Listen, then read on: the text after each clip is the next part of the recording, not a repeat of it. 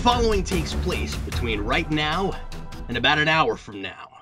This podcast occurs in real time. Hello everyone, I'm Captain Logan, and with me is Steve Baxi. Hey everybody, how are you doing? And we are going to start a new discussion series. We're going to do 24 discussions.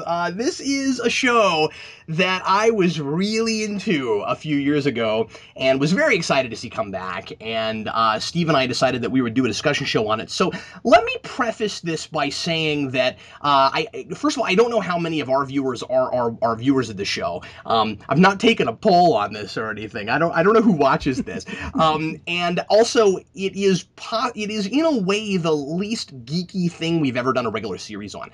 Certainly, I've done a lot of reviews of not especially geeky movies and things like that, but to do a whole podcast series on something that's not real super geeky is a little different for us. But I love Kiefer Sutherland. This is a show that I have somewhat of a love-hate relationship with. I thought it would be really interesting to talk about, and I was, like I said, just really jazzed it was coming back. So I thought we'd get we'd get a little bit of mileage out of it. And also, there's a lot of geeky people always involved with this show, especially Star Trek alum. And I thought that it at least made sense to talk about it because of that stuff. So 24. This is effectively season 9, but it's being trumped up as a miniseries. So it's only 12 episodes, even though the show is called 24. And it's called Live Another Day, and which, by the way, was that not a title of a James Bond film, or was that? Well, the James Bond film is Die Another Day. Okay, but I thought there was also one called that. Maybe I'm thinking of something. Wasn't there one with "live" in the title? There's a lot with Live in there. There's Live and Let Die. Yeah, So yeah. maybe that. Okay. Well, I guess they're playing on that a little bit, and we'll talk about the title later because I think there might be something going on with the title, depending on where the show goes. When we get to predictions, I've got one related to the title. But anyway, so Live Another Day, and for those of you that don't know, Steve and I have done a little bit of research on this in preparation for the show, and it looks like they're getting away with the title and it still being a full 24-hour day by skipping some hours in between certain episodes. We know that the next episode does take place directly after this one, as far as the sequence is concerned with the real time, and I haven't looked past that, so I don't know when the skippage starts happening, but right away, Steve, I want to talk about that a little bit. I think that is a potentially really good idea. Yeah. And the way the skippage is looking right now, at least on how the episodes are listed, it's going to be like about 8 hours, and then we're going to skip. Oh, really? They're not going to do like 2 or 3 hours in? Oh, yeah. Cool. From 11 all the way to about 7 p.m. is all going to be straight. Okay, that's smart. Yeah, so we might actually have Jack Bauer sleep. Okay, so when you say, so you're saying they might skip several hours ahead? Probably. Probably no more than 4 or 5. Okay. All right. Well, that's potentially a really good idea, because one of the problems that this show has had in the past is trying to force a bunch of plotting into a 24-hour day, like just making up a bunch of kind of extra stuff. Because if you were going to have a terrorist attack that took 24 hours to do, there'd be a lot of downtime. Yeah, they access information extremely quickly. Yeah, and so a lot of the time, because this is supposed to be such an intense show, it's all about, we got to get to the next thing, we got to get to the next thing. So it's a really plotty show. A lot of the time, there's not a lot of character stuff, and that leads very often to a lot of really silly convenience and contrivance, and and just kind of gimmicky, doing silly things just to keep the viewers guessing. So you'll have, 6 or 7 hours before Jack stops one terrorist attack, and then there's another one right on the heels of it. Yeah, and they contrive a plot where they make it seem like both attacks were under the same coordinated assault, but it doesn't make any sense of how they could be connected. Well, and not just that, but a lot of the time it's just really, really convoluted. Yeah.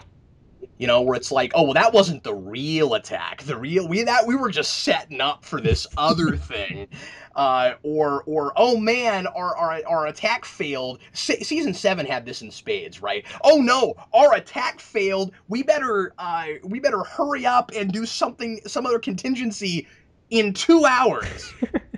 You know, forget regrouping, trying it next week. No, we got to knock it out right now. Uh, but before we the reason I'm mentioning that is because I do think that the plotting is liable to be a lot tighter. The story and the writing, and honestly, even just getting these first 2 hours, I already feel like the story is a lot tighter than the last, say, 3 seasons. Oh yeah, most definitely. It felt for the most part like 2 natural hours because both time I watched this episode, I watched it from 11 to 1, which is the period it's supposed to take place in, and it felt like a legitimate 2 hours, and that was a good. Usually with I this thought, show, it feels like several days have passed within an episode, and I didn't get that this time. especially in the later seasons. Yeah, season 7, like you said, season 6 had that a lot. Yeah, and you know, some of the earlier seasons have that to a degree, and then of course you and I talked about this off camera. One or off audio, one had that problem in that they didn't know if they were going to get renewed after 12 episodes, so it feels like 2 seasons, but it's supposed to be one day, and it's really funky weird. Yeah. Uh, and then my favorite thing to make fun of in the world: people getting kidnapped twice in the same day by the same people. I just love that. It's hilarious. So, I'm sure some folks are wondering, hey, Captain Logan, how come you watch this show? It doesn't seem like your kind of thing. It's not. I've never been really into espionage thrillers and like a terrorist stuff. It's the format, man. And that's, I'm sure, what grabbed a lot of people when it started. And I have to be honest, the format has sort of run its course and worn off on me now. I need really good storytelling now, because I'm used to it. It's played out. I've kind of, you know what I mean? I've been there and done that. So I need more than that. But now I'm just still on board because I was watching it before, and I love Kiefer Sutherland, and I think that there's, potential for still great storytelling in this thing. So, I never thought we'd get more of it. Yeah. And Keith Sutherland, no matter how contrived the tension is, he always plays it up so well, so you kind of want to keep going hour to hour. It's a good binge watch show. Yeah, it's a really good binge watch show, and that's the thing that kept me watching it early on was, oh man, I gotta know what happens next. It's the most cliffhangery show ever made, and like I said, just that novelty of real time, it all happens minute to minute, was a big deal for me. I was, I don't know, man, I was really impressionable, I guess, when I first started watching the show, and something occurred to me today, Steve, that I never thought about before, which is, besides the obvious reasons, Fox or any other regular network is not the place for this show.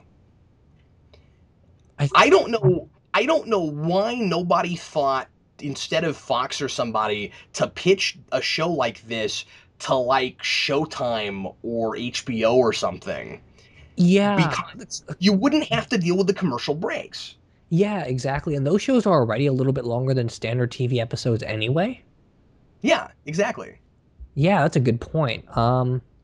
And you could So get like you away with a could lot get more because there's some censorship that happens in some seasons episodes of 24 that only happens because they're on regular broadcast television and not something like HBO. That's a great point. Yeah. And I feel like the show would be almost automatically more sophisticated if it were on a cable channel instead of one of these networks. The big thing that Like, stands out when you say that, because there's a lot of torture scenes in this show. I mean, imagine if Breaking Bad was on Fox. Yeah, yeah, that would not See work. what I'm saying? Yeah, exactly. But like I was saying, there's a lot of torture scenes in this show, and sometimes they can be played up for laughs because they can only do but so much on Fox. I guess, but it still gets pretty brutal. Oh, it does. But sometimes you can feel like they're not trying as much as they should be just because of the channel. One of the things that will get really gimmicky sometimes is they'll use those commercial breaks as a crutch to get people from one place to another place, and there's no possible way they could have done that in 3.5 minutes. And and another thing that can get really silly too is between episodes when literally there is no time between episodes. I mean, it's like 8:59, 9 o'clock, and the next episode starts at 9 o'clock. But then sometimes, and again, the later seasons had this problem, sometimes people will seem to be in the middle of a conversation that they had not started in the previous episode. And, I mean, something like this has got to be incredibly difficult to plan, right? Like that's one of the things that's impressive about it is that it seems like the coordination would be impossible. And getting into now the new miniseries, I think that they've got a way better handle on that than they did the last two seasons. I was really impressed with how everything was coordinated. Yeah, clearly they have a plan with where they're going on this one. I can already feel like they're setting up some ideas that they probably could only pay off in 12 episodes instead of the contrived 24. Well, they probably had the chance to write them all before they started. Yeah, it's been a good 4 years since the show went off air also, right? So you never know. They could have been planning this for years. Yeah, well, and I mean, we don't know how long they've had it, planned that they're definitely doing this miniseries as opposed to a big budget movie. Because I don't know if you know this, but that was always the plan. Oh, really? Yeah, Jack Bauer was supposed to get a theatrical movie, and one of the reasons that they made 24 Redemption was to try to get a feel for whether or not the real-time format could be done for just 2 hours. And that experiment ultimately sort of failed. Yeah, but I don't think the 2 hour restriction was the problem with Redemption though.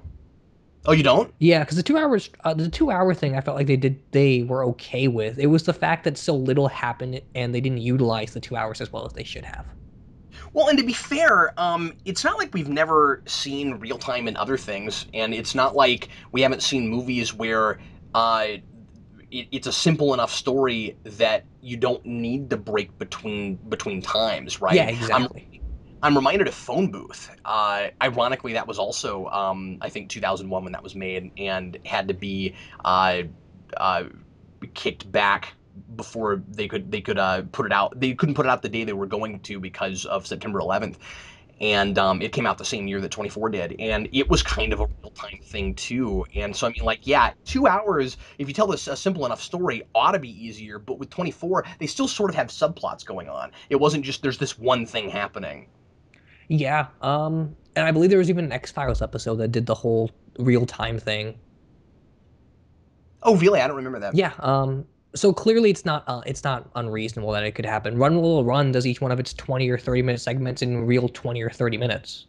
Right, yeah. So But what was unprecedented with 24 was doing an entire season that way, doing an entire day in real time.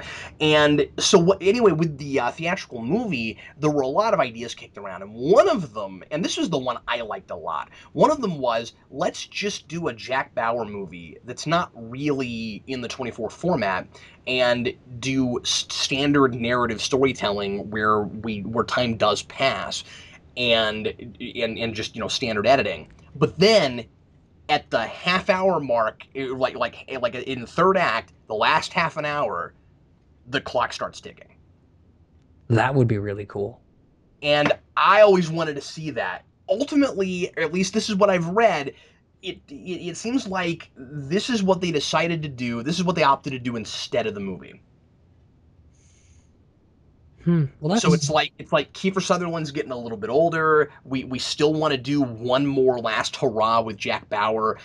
So let's do something before he gets too old to do it anymore, or before people lose interest. And so they're doing this miniseries instead of a theatrical film. Now that's not to say that there won't necessarily be anything after this. I guess it could happen, but that's what they've said. That's interesting. I wasn't too keen on all the film information, but I do know, because I'm a big Die Hard fan, there was supposed to be a Die Hard 24 crossover. What? Really? Yeah, it was called Die Hard 24/7. And the reason they opted out was they wanted to make Good Day to Die Hard. Well, first of all, I feel like you could have used that exact same title and it still be a 24 movie. Yeah. And also we wouldn't have had a Good Day to Die Hard because that movie is terrible. Has the word day in it, and it would have immediately elevated that film just by having Kiefer Sutherland in it. And that character. Oh man, that would have been neat to cross those universes over. Yeah. I would, you know what? I would be totally for that because I feel like in a lot of ways, Jack Bauer is kind of the, our generation's John McClane. Or at least what John McClane was supposed to be before that series had way too many sequels. Yeah, but I mean, like, you and I were kids when that came out. Yeah. And so it's kind of like it is. I've always thought that he was somewhat of a throwback to John McClane, and certainly has the iconic status that John McClane has. Oh yeah, most definitely. At this point. Well, hey, why don't we go ahead and jump straight? We'll dive right into 24, and our first episode was actually aired as 2 hours. And so this is 11 a.m. to 1 p.m., and we won't have interesting episode titles to talk about. I almost called you Alex again. I can't believe I did that. Steve, because it's always just the timestamps. So anyway, let's jump into our general overview. And Steve, what'd you like about this? What worked? What was really working? I really liked Kate Morgan. I thought she was kind of stand out for the first 2 episodes. That's actually my first note. The actress from Dexter and Chuck. I like her story a lot, and I like that it's not forced. Basically what happens with her is that she's a CIA agent. She was a really good fill-op, and her husband was selling secrets to the Chinese. And they don't force it down. They reveal it slowly and naturally enough, and I appreciated that. And I also just really liked that actress. So I enjoyed her a lot in this episode. Well, I'll tell you, the first thing that really stuck out to me is that we're not making a huge freaking giant deal out of how hot she is. Exactly. Because Yvonne Strahovski, she can't be in a show without it being all about how freaking cute she is. It's annoying. Because she's an incredibly talented actress, and it always ends up being about that. I'm not saying that in both of those shows she didn't get some decent character stuff to do, although I don't like her character in Dexter, but I think she was fine in it.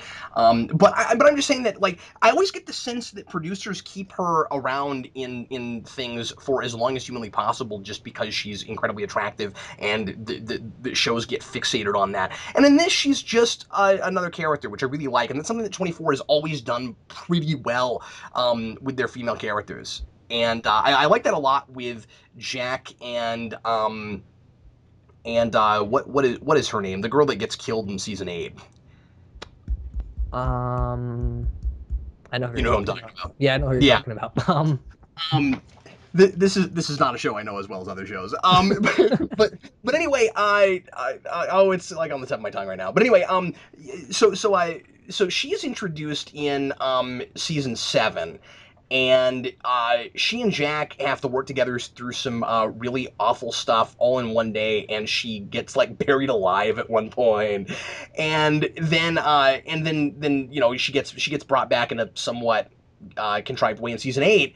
And there is never a single moment where you get any sense that they're even remotely considering being a couple. Right. Like, her sexuality is not even in a thing ever. And then when they finally sleep together, you totally buy it, and they don't even have to talk about it. And I think I just remembered her name. Was it Renee Walker? Renee Walker, thank you. FBI lady. And that's something that the show sometimes does really well that I really like, is they don't have to spell things like that out. Yeah, exactly. And so we're getting that with Kate in this, and I really like that. So does Kate, does her last name have to be Morgan? Do we have to go there? I laughed out loud with that. My fan theory about that is possibly after she realized Dexter might have died, she decided to go back to work as a CIA agent because she's actually Sarah Walker in disguise. Oh. So you just tried to find a way to lump all 3 shows together? Pretty much. But does that mean that Sarah was actually a serial killer? Yes. Okay, that's hilarious. No, I was just like, did you guys think you were being super clever when you did that? Something visually really... I just want to mention about her is she has some. Her hair color is really dulled down, because usually when you see her, it's always like really, really bright blonde, and she's constantly covering herself with a sweater. Hmm. Like they're really going out of the way to make sure it's about the character, not about the physical appearance.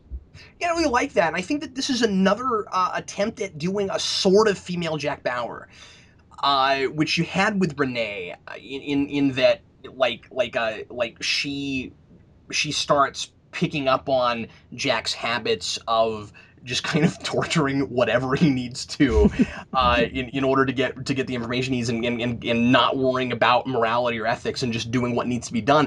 In this case, it's it's more of the female Jack Bauer in ability, because they're playing her up as the only person who has any confidence level whatsoever in that office. Yeah, which is a bit of an issue. The Yes, fact that yes, everyone yes, ignores it is. extremely logical and rational information because the plot needs them to. They are dumbing down people really hard in order to make her look really intelligent. And that whole business of, oh, you're only saying that Jack would have gone to the roof instead of going outside because you're trying to because you're trying to get people to trust you again, and you're looking for an opportunity to get back in the game and stuff. I mean, yeah, I'm sure she's motivated by that, but she's also right, and it's pretty obvious. Like, I felt like there were things in this, and this show has had this problem in other places too. I thought there were some places in this where the show acted like the things that people were talking about strategy and tactics wise were things that only like trained government agents would be able to pick up on. But I was sitting here watching this going, it doesn't seem like rocket science to me. Yes, he would go to the roof. Especially when Like, he's when Jack Bauer is so calm, no matter what's going on with him. I mean, they have to realize something is up with the way he's acting. yeah, exactly. It was a little too obvious. And honestly, I think Jack would have played that a little smarter. But he doesn't have to, because the script has made everybody stupid. Yeah. One of my notes for this episode is Samurai Jack Bauer because Oh, that's great. somehow he's extremely zen and he makes all of his vitals completely consistent. And then he's also a ninja and able to take out entire SWAT teams with no effort whatsoever. Yeah, okay. I don't know about the Zen thing, because I feel like that's a matter of the kind of training that you would get to be able to deal with torture. Yeah, that's true, but I feel like the way he's playing it so calmly just makes it too obvious. Well, it definitely makes it too obvious, but I don't have any trouble believing that he's capable of that. No, not that he's capable, just like he wouldn't need to do it in this situation. Especially if he's trying to have them send him to the torture room and find You know, Kelly. you make a really good point, because the only reason that, well, yeah, exactly. Why doesn't he just why doesn't he just sit there and wait it out? Because he wants to go to the very place that they're about to send him. Yeah, exactly. There's no reason he should be doing anything except You're right. antagonizing them. Yeah, the only thing he's doing, well, the only thing he theoretically is doing is making them all more suspicious of him, but they're not suspicious because they're morons.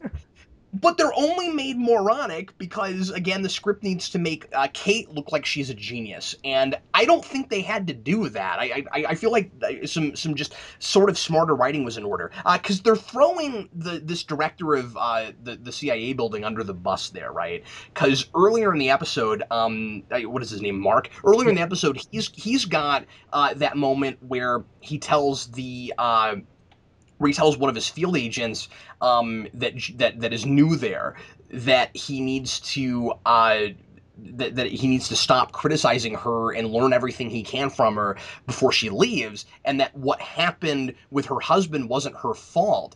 And then he's very quick to dismiss everything she's saying on the exact same grounds, from what that guy earlier was judging her for. I felt like that was kind of that was kind of inconsistent, and I felt like he was getting thrown under the bus, because earlier I thought that they were trying really hard to make him make sense and make him kind of sympathetic there. Yeah, and they also make Eric, the other field guy that captures Jack, extremely petty and unlikable. Because the very first scene we get with him and Kate together is him calling her out for her husband. And then when he talks to the director of that CIA building, the first thing he says is, "Don't worry, you're going to get her job after she's gone." And it makes it seem like the only thing he cares about is getting this job, and he has no common sense whatsoever. Yeah, Yeah, absolutely. So all of that was kind of sloppy and just too easy. Character people not acting like people just to get Jackie in the place he needs to go to plot wise. And again, what they had, I think worked fine anyway. So I don't think that they needed to do that. But yeah, he's you're right. You know, he's sitting there controlling his vitals and making it so that his lie detector thing doesn't spike any direction. Um, it seems like he could have just let it spike a lot, and it would have been the same thing, Yeah, really. like why doesn't he just act more hostile and he would have been sent to the torture place faster? Yeah, you're right. He should just get there and freak out and act like a crazy person. Yeah, and especially when he's so calm in the car and not putting up a fight at all. It's like he's just there for a leisurely ride until they move him there eventually. Yeah. Okay, I'm gonna change subjects for a minute. Let me ask you this question: Why? This is from a production side. We're gonna set this season in London, and I really like that. I really like the change of scenery. Because We've not we've every terrorist in the world wants to attack LA. Yeah, I know that's silly. Well, and they finally got wise and started going other places in the last couple seasons. One's in New York, one's in Washington. Okay, now we're in London, and we need to be in London for this story to work because of what they're talking about, and because of what the themes of the episode are about. But so we're in London, and you're gonna cast two Brits in a show set in London and make them fake American accents. That was a little bit unnecessary. Tell me they weren't just laughing at themselves hysterically for making that choice. You can't tell me that they're not on the set. You can't tell me that Yvonne Stravosky's not on the set going, this was my one chance to get to actually talk like myself. Because I think she's British. Yeah, I think she is too. I've heard her in interviews. I don't think she's Australian. I think she's British. And then we've got the guy who played Walter in Arrow. Well, still playing Walter in Arrow, and he's faking an American accent. Well, I bought that one just a little bit more because I think he's supposed to be an American general, but I feel like if he's a British actor, why don't they just make him a British character? No, that's what I'm saying. It's not that I don't buy it, and I mean she's supposed to be American too. It's just hilarious that they're casting Brits in American role. Maybe that's because they're shooting in Britain.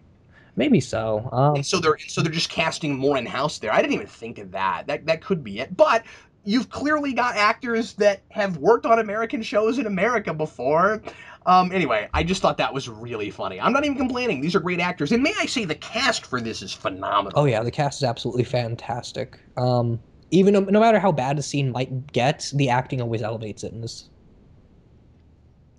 Well, and let me say that I don't think that there's anything in this that's just really, really awful. I don't think that. I mean, this is a really good start for this mini. I think that it is immediately better than all three of the last seasons of that show, or at least it feels like it has the potential to be a lot better than those. Yeah. I certainly like the premise because it doesn't feel like the same thing we've done over and over again. Yeah, exactly. And the thing about the first 8 seasons of that show, it's always kind of the ends justify the means kind of lesson at the end, but this one's a little bit more social commentary, and it's something we've been seeing a lot Yes. more often. So I hope they get the chance to dissect that idea a bit more. But I guess we'll go to that the big idea section. Yeah, with the drones and everything, and I mean, I hope that I hope it's not heavy-handed. It is maybe kind of the obvious place to go right now. But then this Right. show always kind of dealt with whatever the big hot button topics were as far as foreign relations and foreign terrorism and stuff, but then never really did anything with them. A lot of the time, the politics and things were swept under the rug. We couldn't talk about that stuff really. They were always really kind of shadowy about that stuff, right? And then here it seems like they're kind of putting all their cards on the table. Yeah, we do have a good number of scenes where they are just talking about the politics of the situation, like when President Heller has to inform them about the 4 soldiers that were killed, and yes, and they're arguing about they can't just be flat out honest about it. Yeah, and I love that. And he also mentions that honesty is a good political move because that's justified and it's true. And he talks about his first campaign and everything. And I hope they go more in depth about that because we have Stephen Fry in this episode, and him and Preston Heller have a good scene together, but they immediately have to turn away because of the news they hear. So I hope we get some kind of sit down, maybe political talk about maybe they're friends, but they also have loyalties to their country. Yeah, well, and you don't cast Stephen Fry in a role like that and not give him stuff to do. Yeah, exactly. Man, really, Stephen Fry gets to be the Prime Minister of Britain. That's great. That's good stuff. I really hope Hugh Laurie shows up at some point, just for the sake of it. I thought the same thing, but yeah, I mean, like that is a cool bit of stunt casting. Oh yeah, definitely. I was disappointed he wasn't in more of the episode, but the bit he was in, I was really happy with. Yeah, but when you're dealing with real time and stuff, sometimes you got to put people in the functional place where they need to be right now. You got to expect he's going to be involved in some sort of big action catastrophe scene later in the season. Oh yeah, right? Of course. There's got to be a place where stuff's falling on his head. Can we talk for a minute about the places in which they are kind of just doing the 24 formula? Because there is some stuff, and premise wise, I'm really liking it. Bad guy wise, it seems like something that hasn't really been done much before. We do have just kind of a singular mastermind with probably a big revenge motive, and we haven't seen a lot of that in the show, especially female baddies. So that's cool. That. Can I ask you a question? Yeah, sure, and then I'll go where I was going. Go ahead. Okay, I just wanted to know if the female character was supposed to be a reveal of some kind, because it certainly felt like it. And I had no idea who she is. No, I don't think so. I think that they're just establishing her as a really intimidating, menacing character, and they're giving her kind of the Dr. Claw treatment. Okay, yeah, because she was really, really shadowy and stuff. It was extremely exaggerated. Yeah, but that's okay. That's fun. I don't mind that. No, I was just wondering if I was missing something. No, she's definitely not a character that we've seen before. She's certainly a brand new character. But so. One of the big things that I think is just a rehash kind of thing is Mark, the guy that's running the CIA building. You can already tell where all that's going because we've had this guy like 5 times in this show, where he's the incompetent boss that thinks he's got everything under control and immediately screws up for a really stupid reason.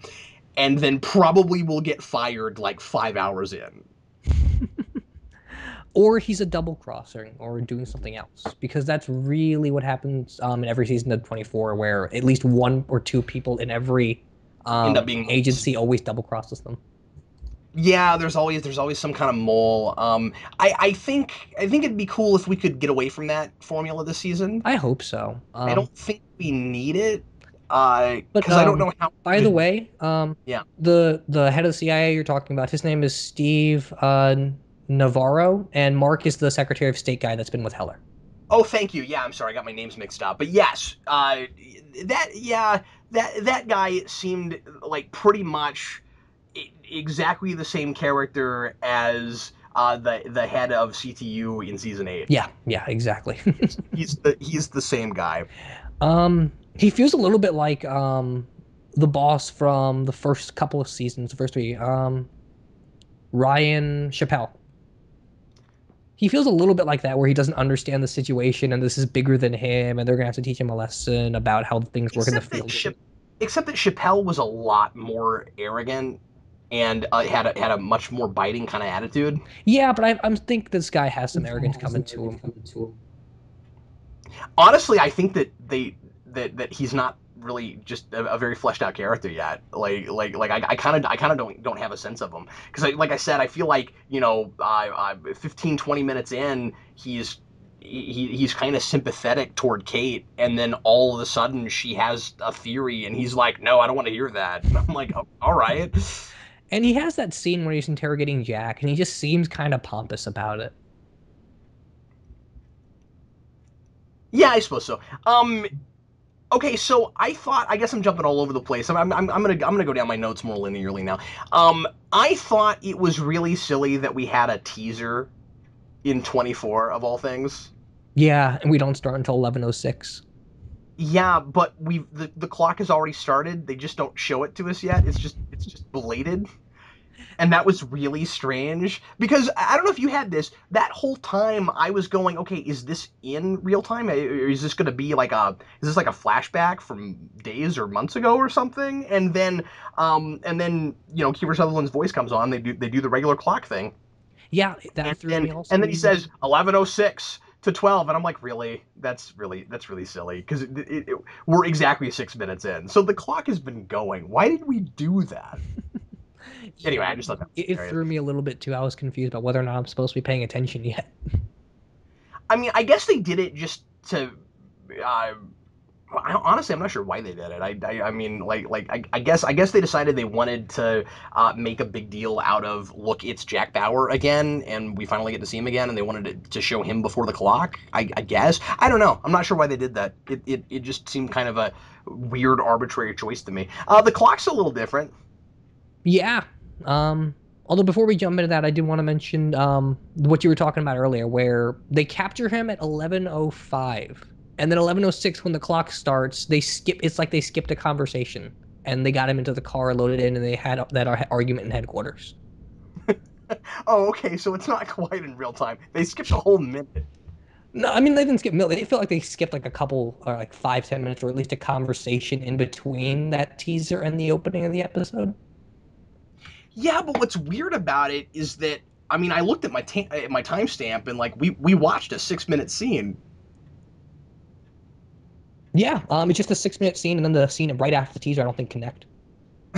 That's really funny. I didn't really pick up on that. Okay, all right. Well, that's fine then. If it's a coincidence that it was 6 minutes, then that's totally fine with me. Other things. I'm glad, and I mean this is gonna sound mean. I'm glad that Brandon Braga is not working on the show anymore. Yeah, the guy you said ruined Star Trek. Well, he helped ruin Star Trek, but yeah, but yeah. Brandon Braga co-wrote a bunch of episodes and was a producer. Basically, show ran this with Manny Coto, ironically enough, for the last couple seasons. And Manny Coto was, if you know your Star Trek, the guy who took over in Enterprise in season 3 and kind of fixed a lot of things about that show and made it more watchable. And then weirdly, we've got the guy who kind of saved Enterprise, and the guy who was one of the guys that was burnt out and didn't seem like he wanted to be there anymore on Star Trek, running 24 together. And you can see because I'm very familiar with Braga's writing after so much TNG and Voyager and Enterprise, and a lot of the really silly contrived stuff in Seven, and just the really outlandish stuff that just doesn't make any sense, was had his handprint all over it. 8 was better, but I like that. I'm just glad that Kodo's still doing this, and Braga's not there because I think Kodo was there during 5. I'm not sure about that. I would have to go back and check, but I think because I don't want to give Kodo credit where it's not due, but 5 is one of my favorite things ever. Yeah, 5 is a fantastic season. Um, Also, one of the co-writers for this episode, for one of these episodes, is David Fury, who worked on some Angel and Buffy and Lost. Yeah, I think he's worked on this show before. Has he? I think so. I think he was one of the producers in the last seasons. Oh, okay. Because one of the episodes he wrote with Angel has almost the exact same theme that Jack seems to be going through with his character arc about like having no friends. Because there's an episode of Angel season 1 called Lonely Hearts that was basically just a 40-minute version of one of the minor themes we're picking up on here. Yeah, but that's not like that could just be a coincidence, Well, right? I mean, like Like, he uses the exact same scene.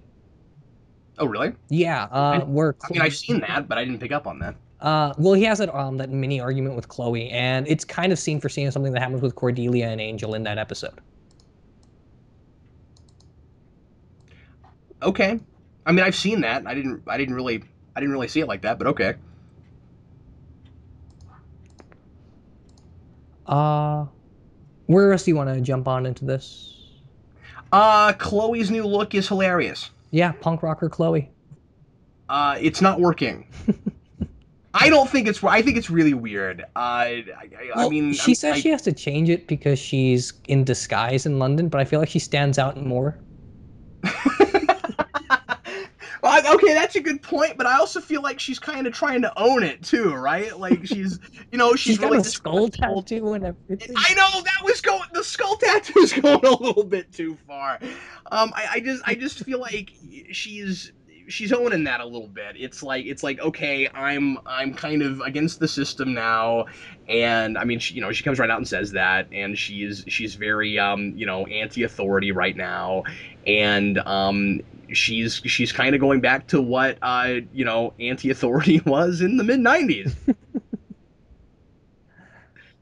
And I think it's funny, and not really the most subversive thing in the world anymore. But but I guess like you said, she's in disguise, so that's okay. I don't know. It's a strange look on her, and it's especially strange because that actress is a little older, and seeing somebody who's pushing 40 wearing that stuff looks kind of weird to me.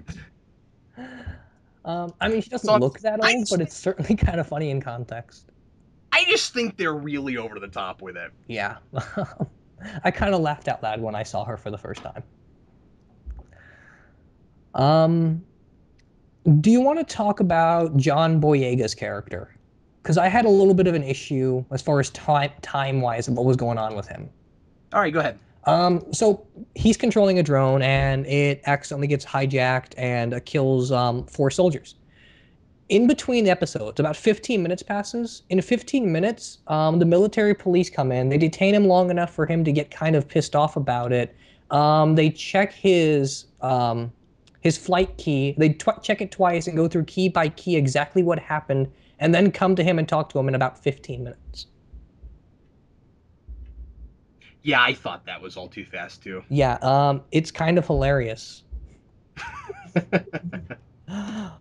Um, and I'm still wondering what they're going to be doing with that because he's supposed to set up as a patsy for whatever the big plan is. But clearly he's a more important character than just that.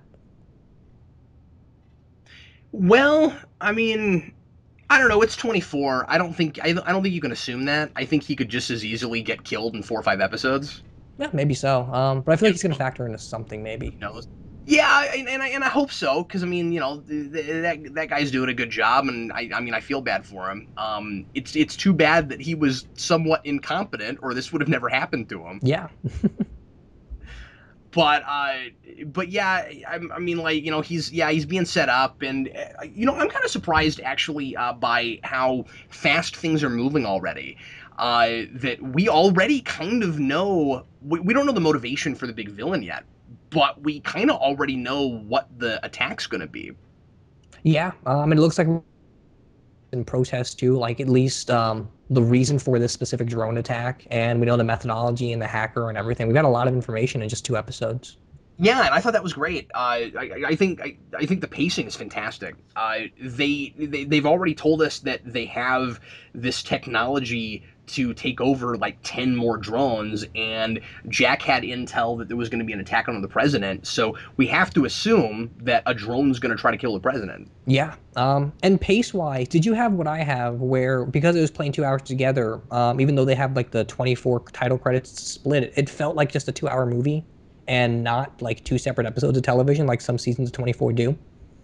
Yeah, absolutely. Yeah, I wasn't lost at any point. I never got like zoned out of the experience. It was pretty consistent. I am and this is my favorite thing about this right now. I am incredibly impressed with what they're doing with Heller. Yeah, I love President Heller.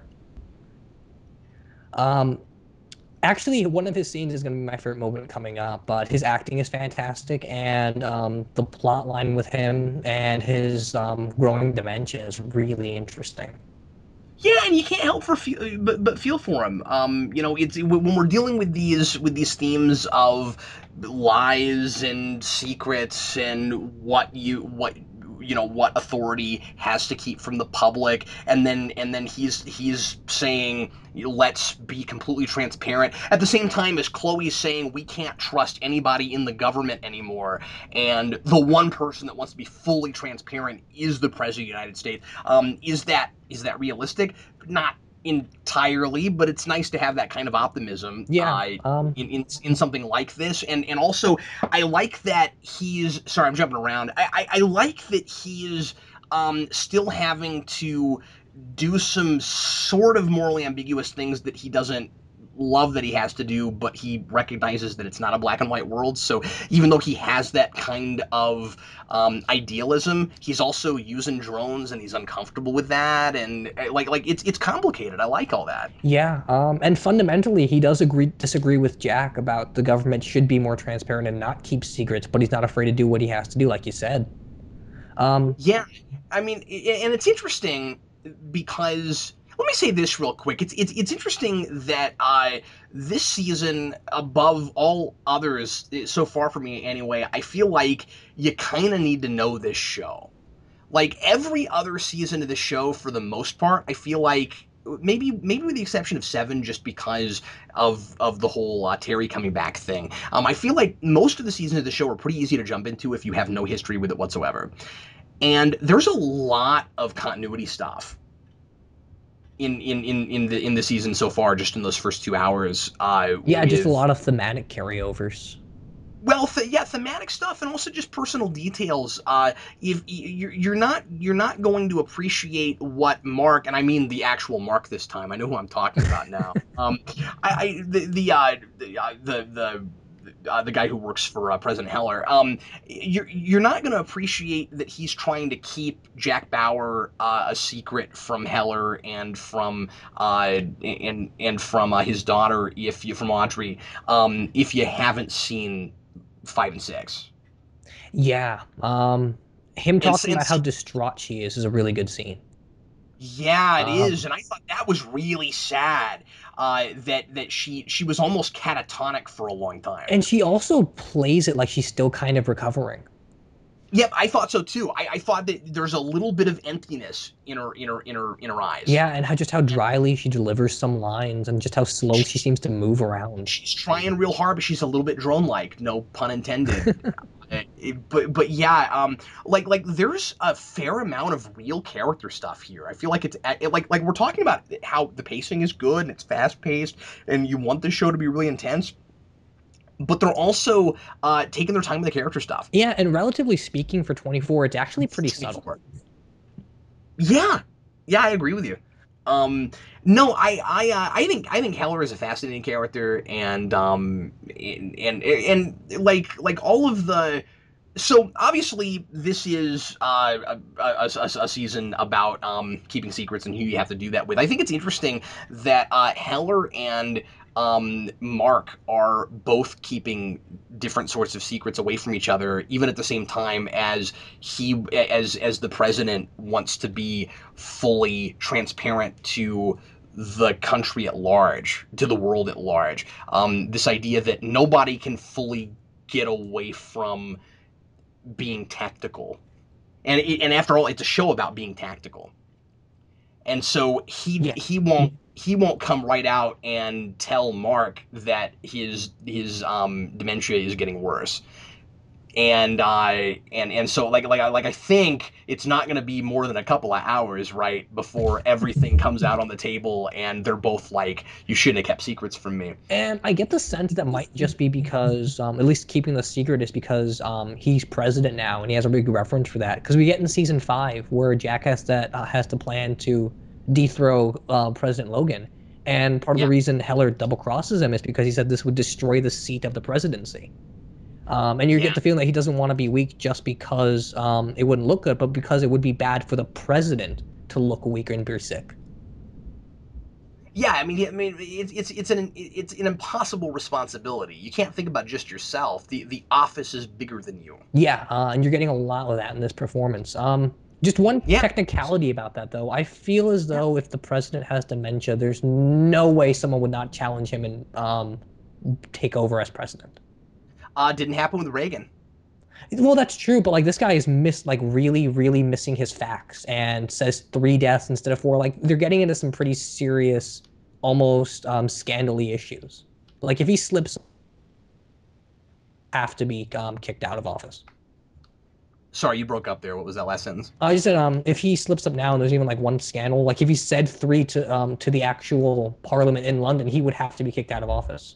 It's not something that they can keep secret. Well, no, that's a really good point. But again, I feel like Reagan's dementia was worse than that.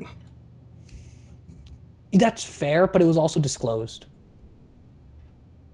Yeah, yeah. Like No, like Heller keeping it a secret just seems to make it worse than it should be. you're absolutely right about that. I think it helps that it's just now getting like it is. Yeah, That like seeing the first hours of that. and how subtly it Maybe starts, like it with kind him of mixing up Theodore Roosevelt with FDR. Like if you don't, that's really easy of a mix up, but it's also linked to his system. Well, I was just gonna say, it's maybe conveniently placed that we're just now starting to that we're just now getting the first hours of that in the middle of this terrorist attack thing, but I buy that nobody yet has said, we're probably gonna have to we're probably not gonna be able to let him keep being the president for very long. In just the first few hours of that, yeah, the FDR thing I thought was actually pretty well written, because it wouldn't have been as big of a slip up if he had just said Franklin and then somebody had corrected him on it and they were like, don't you mean Theodore? But the fact that he says that and then says FDR, that's what clinches it. Yeah. Um, and he tries to Because play it everybody off as knows a what joke. FDR means. Like he says the acronym. That's not mixing up a first name with a last name. That's mixing people up. Yeah. Um, and then later on when he's talking to Mark, he plays it off as a joke.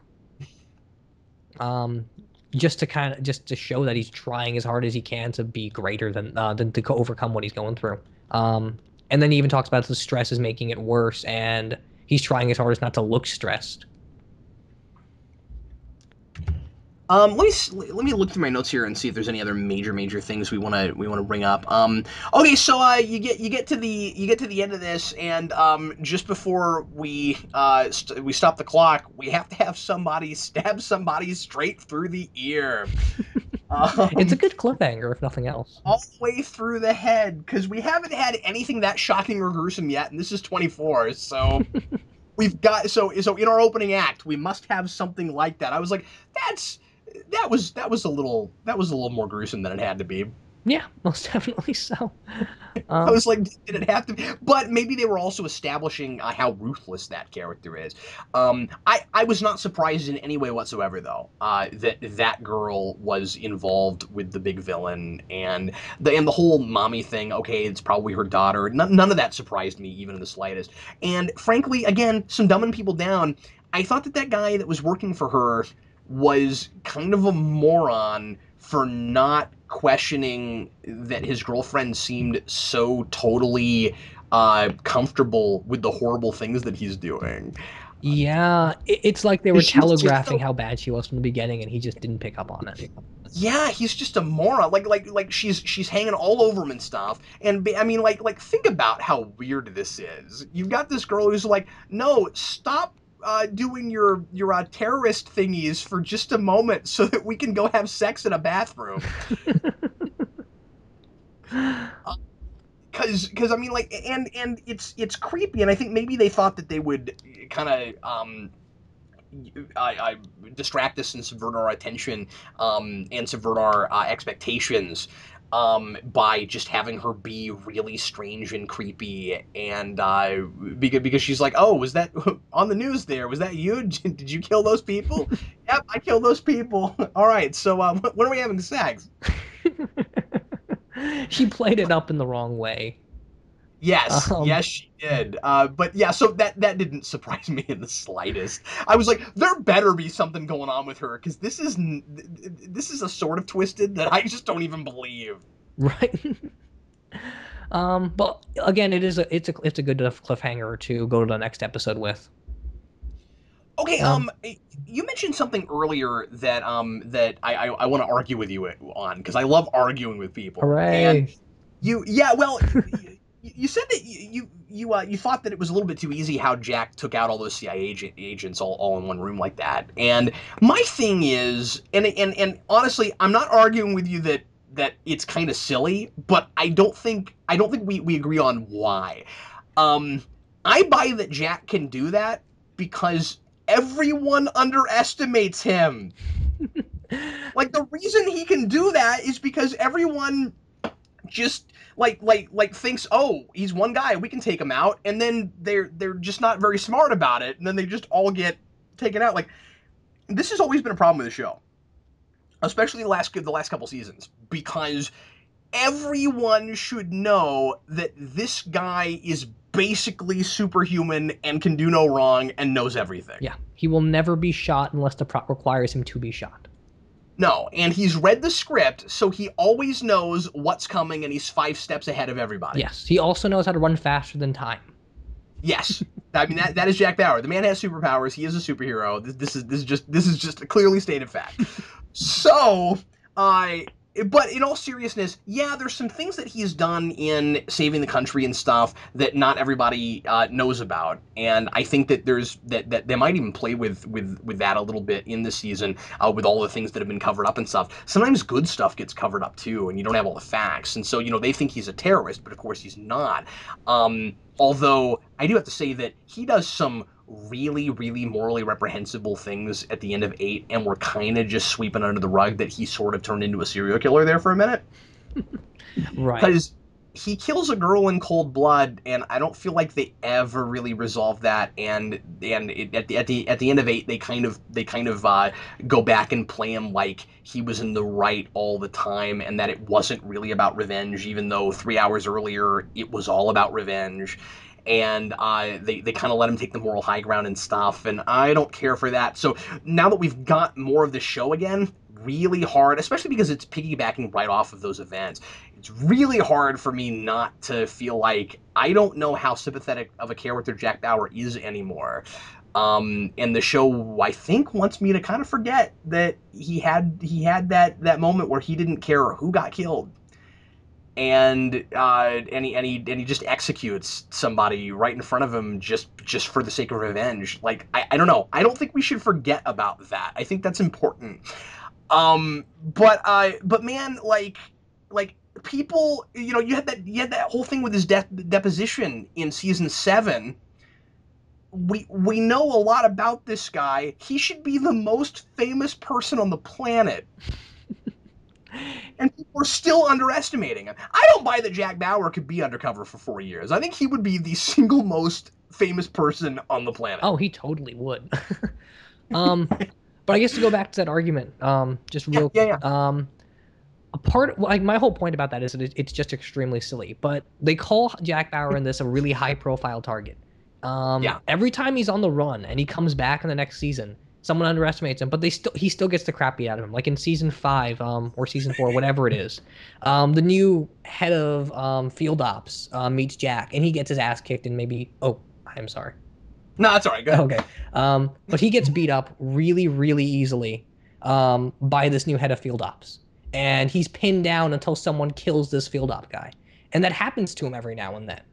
So this team, like, they've got gear, they've got a tactical team, he got them surrounded, they were completely ready for him, and yet Jack Bauer, who must be in his 50s and 60s just by the timeline of this show, should not be able to take out those guys as easily as he did, especially if he wanted to be captured in the first place.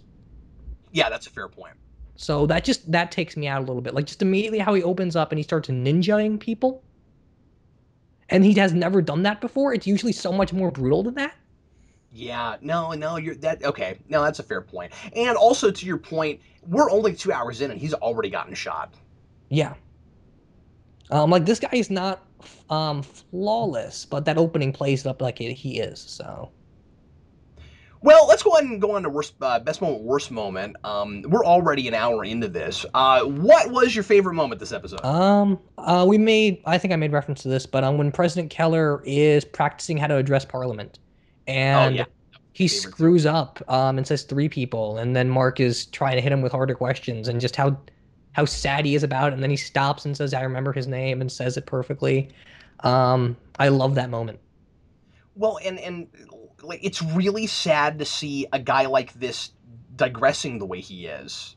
And especially with how passionate he was in his speech right before the questions. Yeah, it was great writing, and I mean, like he's really passionate, but he's also really competent, and he's incredibly assertive, and he's got all this confidence, and you want to be like if you're like me, like this is the kind of guy I want to be like. He reminds me of like Jean-Luc Picard or something, like I want to be like that guy, and then he's older and he's got this debilitating illness, and it's about mortality. It's about you don't live forever. And isn't it sad that this is the guy that America needs, and he's losing it. And especially, like you said, if you have reference to the older stuff, from his introduction to this point, it really is a nice natural progression. Yeah, and I'm so glad that they were smart enough to bring that character back. Yeah, especially as the president. Well, that was my favorite moment too. Let's go on to worst moment then. Mine was Steve ignoring Kate's hunch. Couldn't deal with it. Yeah, that was a close second for me. What did you say? Mine said when Jack berates Chloe for leaking information. Uh, that whole scene that just didn't play for me. Chloe's that line where he says, "You don't know what I've been through," but Jack's clearly been through much worse than her. And Jack has talked about like leaking information before anyway, and how cover-ups are not a good thing, like especially with the President Logan arc. It just seemed a little bit hypocritical. Yeah, I don't know what he's going on about there. When he says you should be smarter than this, I'm like, I don't know what that means. Yeah. Now I buy his business of you think what you do is benign and we both know it's not. That's fair. Yeah, and I guess he brings up a little bit of a good point where he says people are dying, but I feel like Chloe's not dumb enough to leak those secrets. She's leaking cover-ups, and Jack should have no problem with that. No, I agree with you. He shouldn't have any, especially because the last thing we saw him do was go crazy over President Taylor trying to cover up the Russians' involvement in the last big terrorist attack. Yeah, And so so you've got Chloe saying, "Look, we can't trust the system. This is the system that screwed us." And you've got Jack kind of like, and that's when he says you should be smarter than that. I don't understand what that means. For Jack has every reason to be as angry as she is with the system that screwed them. And then you got all that stuff in season 7 about with Terry saying all the same things. And at that point, it was a little bit more viable that Jack wasn't having it. But after 8, I don't buy it. yeah, I don't get it. yeah. And like season 5 onward, everything is about like if the government covers something up, it's Jack's responsibility to bring it to light, no matter what happens to him. Yeah, exactly. And he's always putting himself on the line for that, for the truth. Now, he believes in some secrets. He believes in keeping secrets himself. And that's the double standard that he has, right? Yeah. Because he's got that whole thing in this episode where he won't just come to Chloe and ask her for help. He's always got to have information other people don't have. He's always got to be on top. Jack Bauer kind of, it's that's the irony of it, is that his actions tell me he trusts no one, but that's not what his words say. Yeah, his whole philosophy basically about the ends justify the means applies to everyone except himself, it Except seems. himself. Yeah, because he's constantly doing that, where like he doesn't trust anybody else to get the job done. Now maybe that's just a matter of he knows his skill set is far superior to anybody else's, so it's just a matter of tactics or whatever.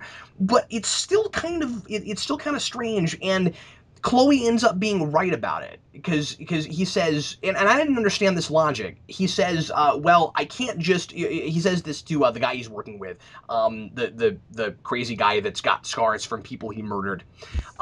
He says, Mr. he Zaz. says, yes, Victor Zaz. Sorry, I'm having a really hard time remembering No, people's I'm names. kidding. Yes, Victor Zaz. Um, no, he says, I couldn't just go to Chloe and tell her and ask her for help because I couldn't take the risk that she'd say no. Why? Why couldn't you just strong arm her anyway? That's his whole deal. That's what he does every time he needs help. you're going to strong arm that whole organization right after that. So why not start, like, why do you have to always start at the most dramatic and most likely to not succeed place? You know, I mean, he doesn't always do that, but I mean, like it seems like it's Jack Bauer's whole thing is if he's not yelling his strategy's not working. That's basically what it boils down to. If it's just a matter of saying, Chloe, I could use some help, and she's like, wait, what do you want to do? Well, I want to save the president from getting killed by drones. Oh yeah, okay, no problem. Well, even more ridiculous about that is he puts a tracer on there. So clearly his plan is to let her go so he can follow her and find out if David Yates is in that place. And he's not. Right. But he doesn't say that. He says it's because he's not sure if he can trust her or not.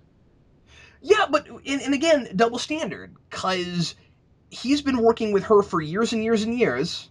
And they've got that nice tender moment when she's like, "Oh no, I'm sorry, I just finished watching 8 again. This is from 8." There's this nice tender moment at the end of 8 where he says, "I never thought it would be you helping me out all these years." And we get to hear, and he's clearly demonstrating that he doesn't trust her the way he ought to. But then he tells her, "You know Heller, you know we can trust him," and she says, "No, I don't." And she's in the right on that. Yeah. Because there have been all kinds of people that seemed perfectly altruistic and totally had their ducks lined up and were doing the right thing, and then we couldn't trust them. And the thing is, this is one of those things where I feel like better communication is in order, where what they should be doing is evoking particular instances that we've seen before in the show. What she should have said there was, "What about that time where you couldn't trust President Taylor?" Yeah, exactly. Who was up to that point one of the most transparent and selfless presidents we had ever had. She let her own husband go to jail just to not cover up the truth to the American people, and she was compromised by Logan. And so, I mean, I trust Heller right now, but I understand why Chloe doesn't. Yeah. And so you got Jack, who's not trusting her, but he ought to, saying, "No, we can trust Heller." I gotta be honest with you, Steve. I don't know what he's doing right now. I don't, and it feels like the entire universe is playing by the right rule book, and Jack just seems to have forgotten what he's been through. Well, and maybe that's ultimately the point, is that he's just too far gone now. I mean, maybe it will be a thing, and I don't want to dog on it too hard. And I'm sorry if it sounds like I am, because obviously we're only 2 hours in. But like, I want this to be a character arc for Jack, and I don't know if I trust the show enough to make it that over cheap drama. Yeah, I have a That's what theory about that, but I don't think the show is going to handle it the way I think it is. But we'll see. Or the way you want it to. Yeah, Yeah. because it's clearly doing something really obvious. But I don't know if the showrunners realize what they're doing. Okay, well, we'll get there in a second. Let's do what's the big idea real quick. I think we've talked a lot about some of it already. But what were a couple of the big ones that you picked up on? Well, one of the main ones is, I wrote this down word for word. If Captain America was in this universe, he would think Jack Bauer is an agent of Hydra. Yeah. Because he's behaving like that, like for all the reasons you just listed there. I Hydra down too, and interestingly, I think this actually is dealing with a lot of the same kinds of themes that Winter Soldier was, which is really telling of what our kind of cultural collective fears are right now. Yeah, like we always say, like the greatest thing about arts and media is that when you go back through history and you watch movies from the 40s or 50s, you can get the mindset, and it's really obvious for the 2012 to 2014 what's on everyone's mind. Do you think it's too obvious for them to do a story about drones? I don't feel like it is, especially with the way they're playing it up. For some reason, I feel like I should be dogging it for that, but I'm not minding it. I feel like they're doing it naturally enough, like they're trying to get the cooperation of the British, and Heller doesn't completely trust the idea, but he's willing to go with it, and it's being hijacked. I feel like it works well enough. And considering we're dealing with contemporary politicians and contemporary military and stuff, this is just one of the big ways that we make war and that we do surveillance now, so it makes a lot of sense to talk about it. I thought it was really cool that we got to actually see how a drone is controlled. I've never seen that. Yeah, with the flight key and the handle and the screen, the 3 screens and all of that. Yeah, we're like, that's got to be a surreal sort of job, right? Where you sit in that room and you sort of feel like you're there. Yeah. And clearly I how by really the books it like has to getting to be. see that. And then I thought that when that when the drone got commandeered and killed all those people, that was terrifying. Oh, it totally was. John Boyega hasn't surprised me just yet, but I thought he played that scene of being terrified of the drone really well. He did wonderful, yeah. And by the way, if folks don't know that, am I right about this? That's the guy who got cast in Star Wars, right? Yeah, I think he's supposed to be the lead, but I'm not positive. So everybody's eyes are probably going to be on him in this because I don't know him from anything. Yeah, neither do I. This is the first time I ever watched him. So it's kind of cool that he got cast in Star Wars, and then right away we get to see something with him in it and get a sense of his acting chops. It's gonna be kind of fun if what he does in Star Wars is completely unrealistic and fun and happy compared to what happens with 24.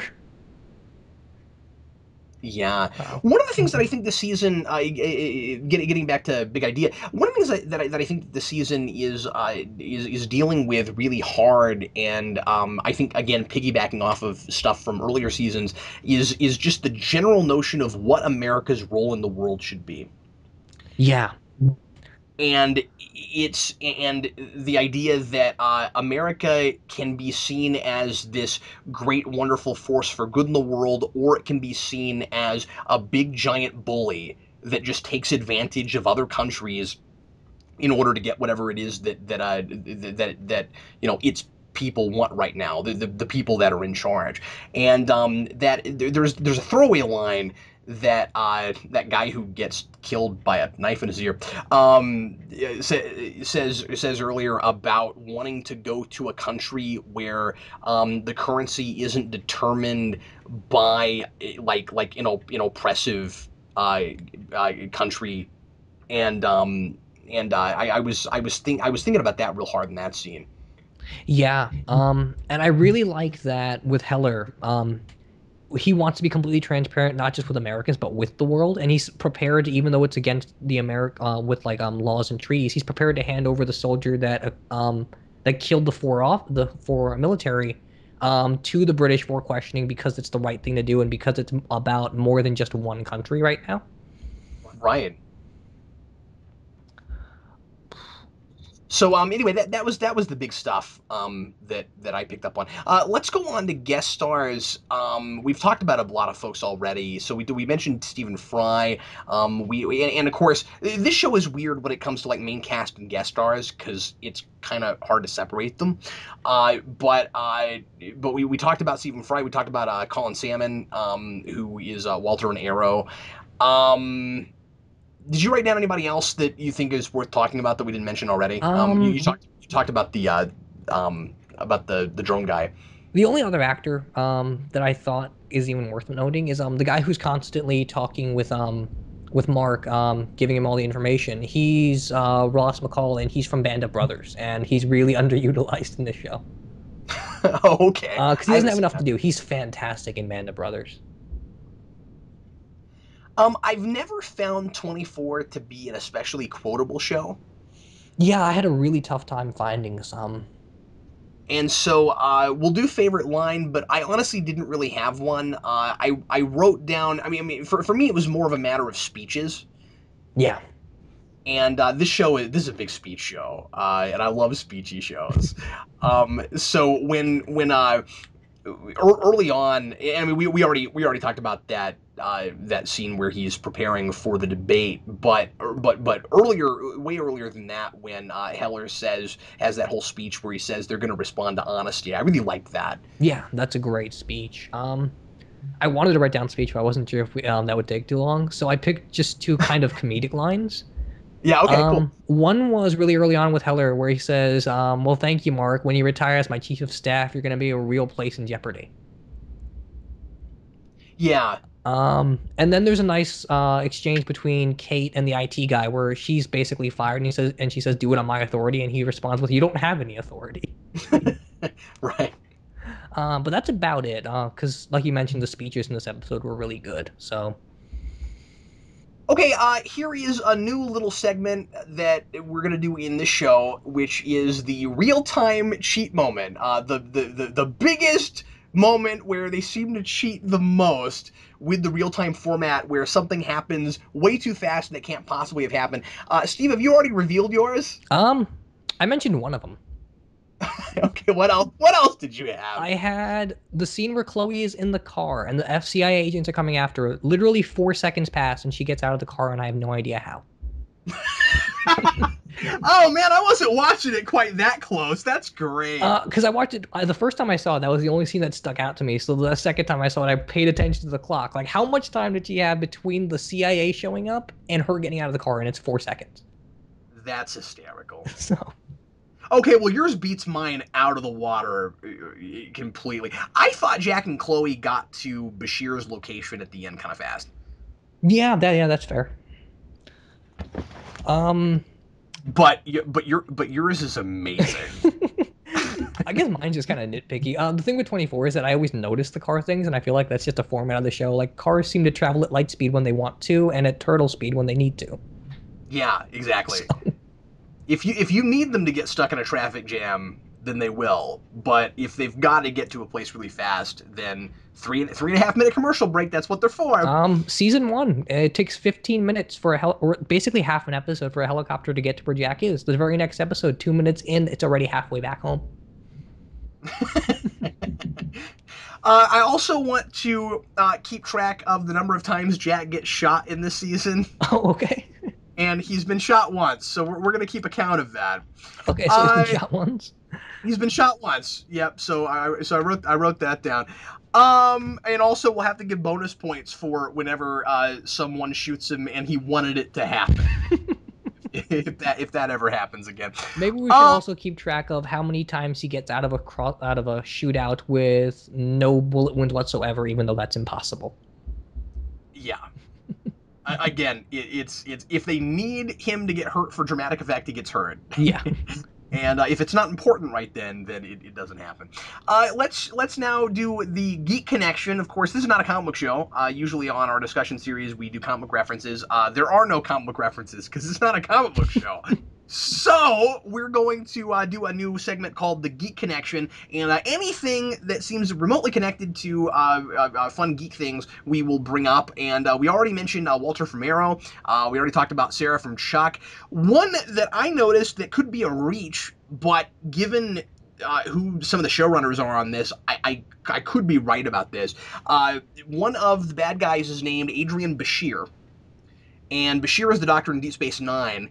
And we've still got Manny Koto working on this show, and also who is Star Trek alum. And there've been a lot of Star Trek alum actors in this show. One of them in an earlier season was Alexander Siddig, who played Julian Bashir. So there's cool.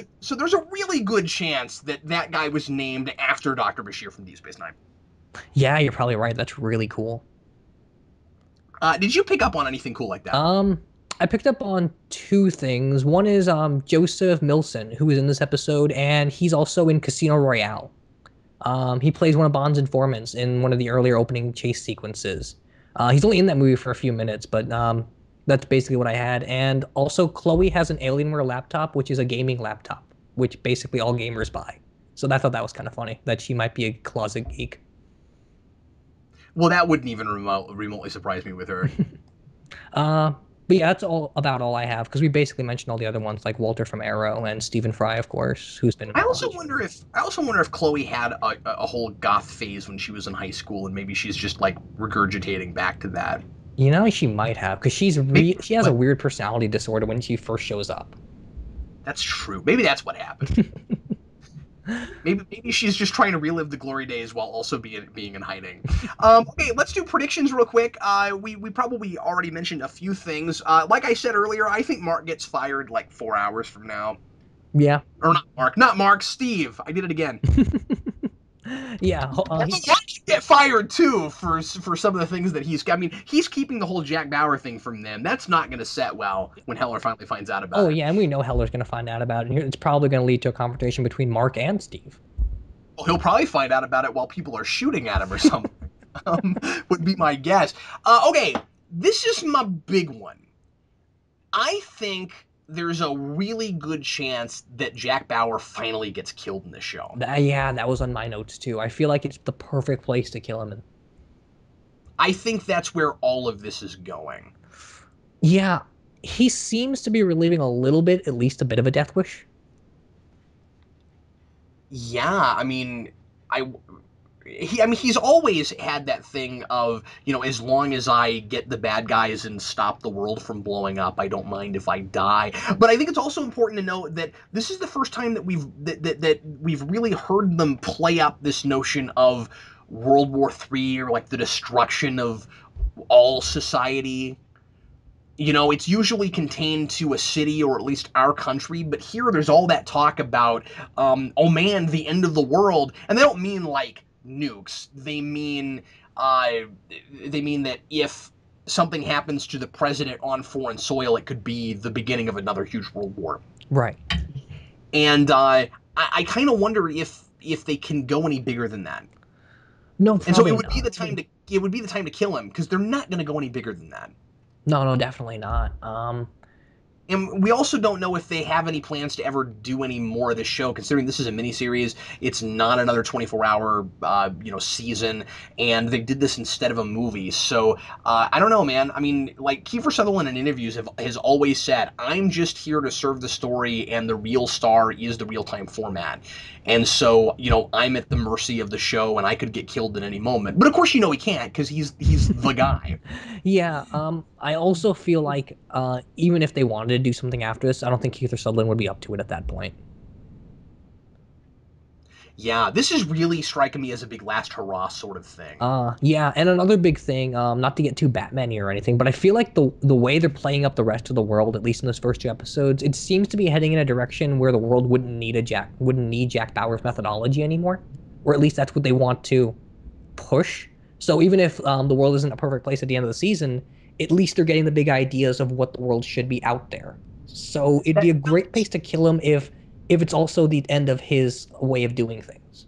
I mean, that's the optimistic way to look at it. Of course, the more cynical way to look at it is Jack Bauer has put his life on the line, and over and over and over again, and basically given up everything he ever cared about for the society and the government that he believed in, and what was in it for him.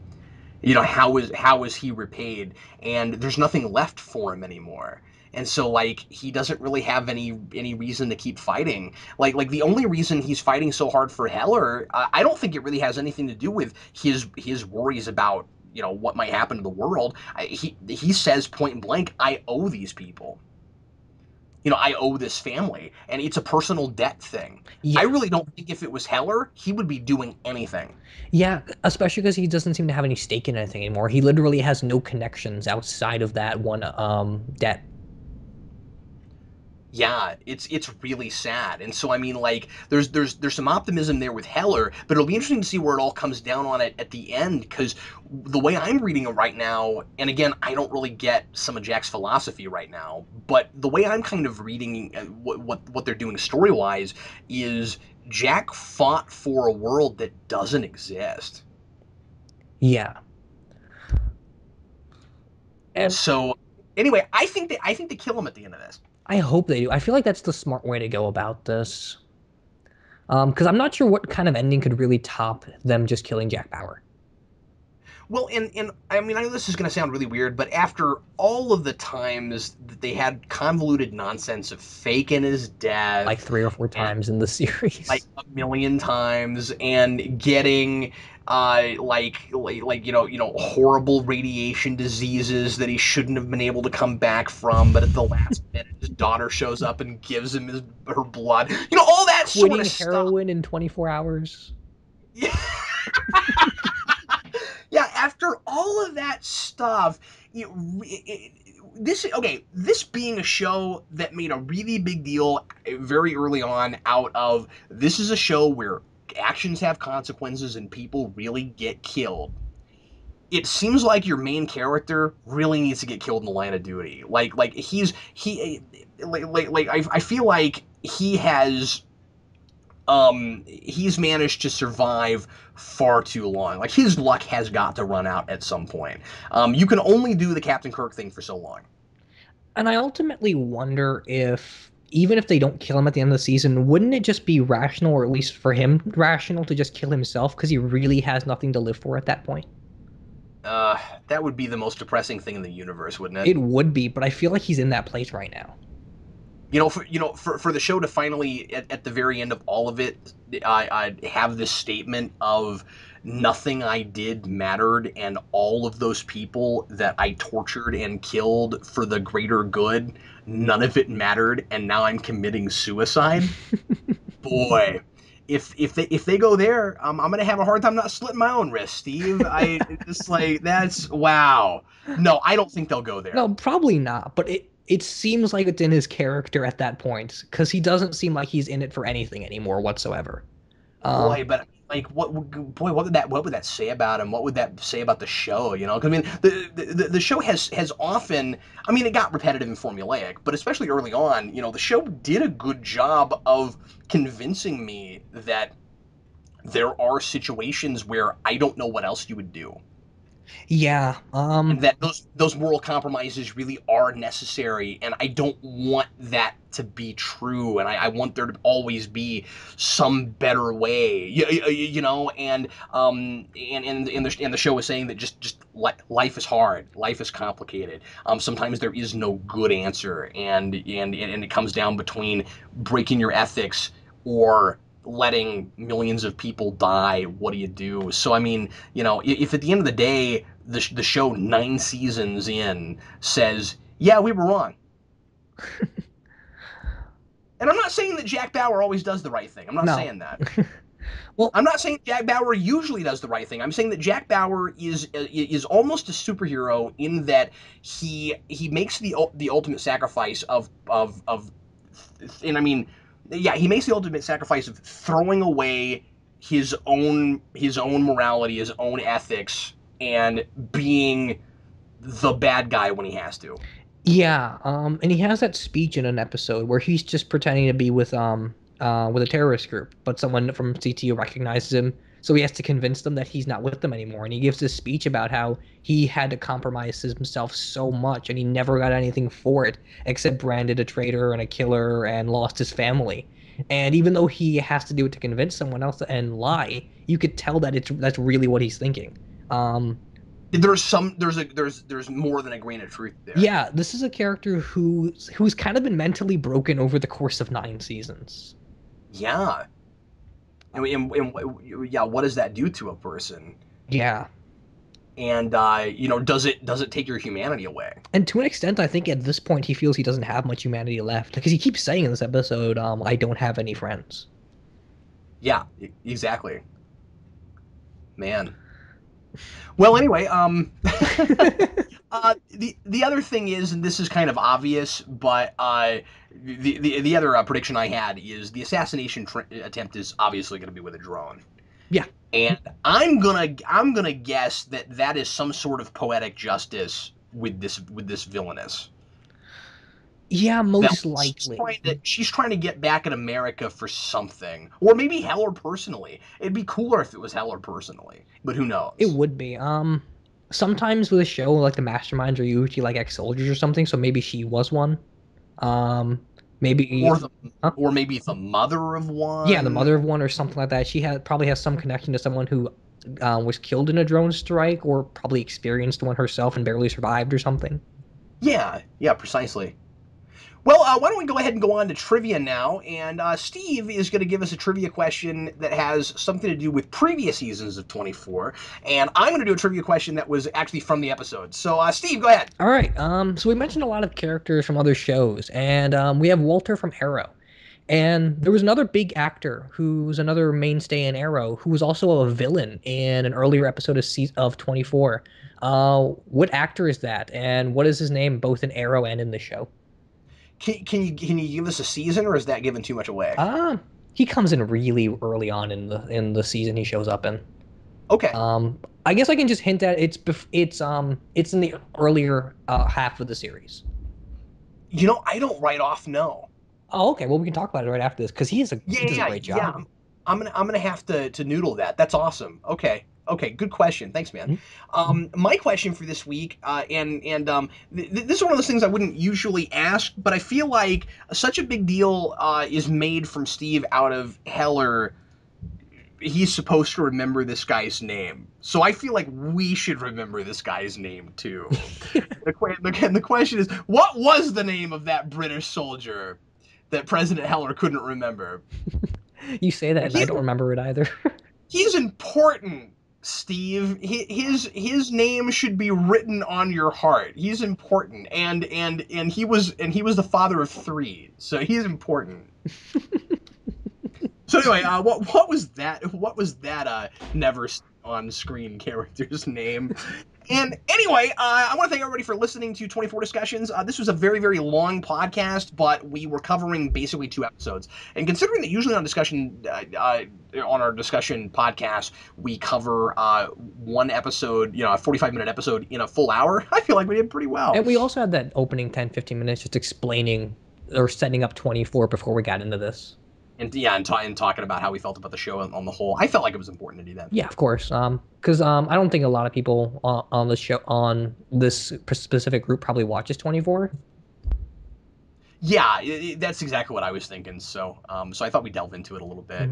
And anyway, thanks again for listening. Hope you enjoyed it. And Steve and I will be back with you again next Friday I guess we'll post it Saturday with another one. I'm Captain Logan. And I'm Steve.